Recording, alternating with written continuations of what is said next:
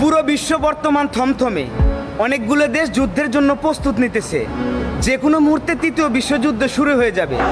এই বিষয়ের উপরে বিবেচনা করে আমাদের দেশের সেনাবাহিনীদেরকে যুদ্ধের জন্য প্রস্তুতি নিতে বললেন দেশরত্ন প্রধানমন্ত্রী ডক্টর ইউনূস স্যার।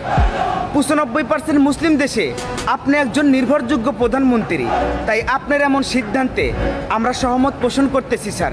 আমাদের দেশটা হয়তো ছোট, জনগণও কম, 17 কোটি। তবে যদি কখনো ইসলামের জন্য জিহাদের ময়দানে ডাক আসে, তবে 351 কোটি কলিজা যুদ্ধের ময়দানে নেমে যাবে। শুধুমাত্র সেনাবাহিনীরাই কেন যুদ্ধের জন্য প্রস্তুত গ্রহণ করবে? দেশের রিস্কাওয়ালা থেকে শুরু করে কৃষক, শ্রমিক, তরুণ তরুণী, যুবক যুবতী, আবল বনিতে বৃদ্ধা, প্রত্যেককেই ট্রেনিং দেওয়াতে হবে। প্রত্যেকেরই হাতে থাকবে দেশীয় অস্ত্র। প্রত্যেকেই যুদ্ধের ময়দানে নামবে, খেলা হবে মাঠে। নাস্তিকদের দেহ মাঠে থাকলেও ধর থাকবে আকাশে।